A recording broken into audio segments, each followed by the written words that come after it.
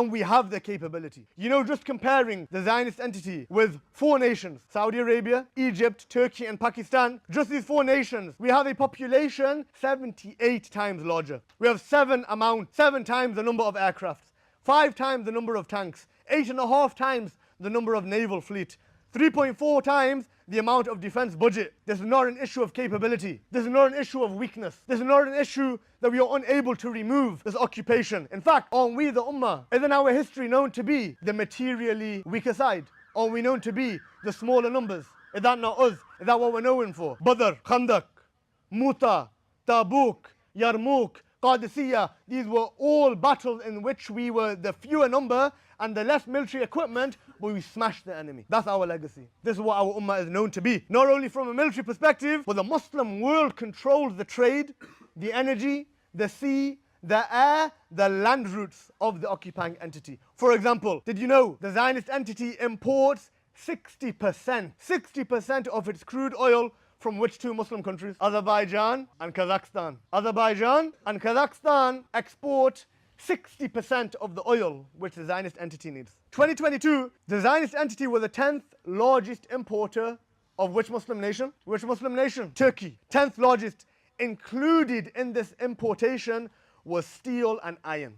Now, for those of you who don't know, steel and iron is the main material used in the bullets and the tanks and the missiles. Turkey was the 4th largest exporter of steel and iron to the Zionist entity in 2019. Around 40% of the cargo which gets to the Zionist entity, it passes through the Suez Canal, controlled by Egypt. If Egypt just closed down, blocked off the Suez Canal for the Zionists, you know they'd have to go around Africa.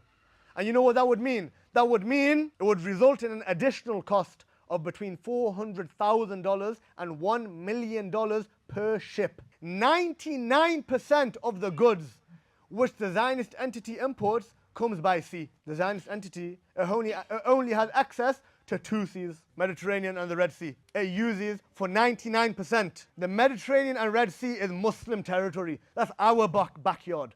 Allah subhanahu wa ta'ala has given us authority over the Med and the Red Sea. In fact, Yemen, Saudi, Sudan and Egypt, they line the Red Sea. They line the Red Sea. Morocco, Algeria, Tunisia, Libya, Egypt, Lebanon, Syria and Turkey, they line the Mediterranean Sea. This is our back garden. 99% of these goods get to them via these 2 seas, yet the Muslim nations have not even come together to put a blockade on the Zionist entity. A blockade which wallahi would cripple the economies.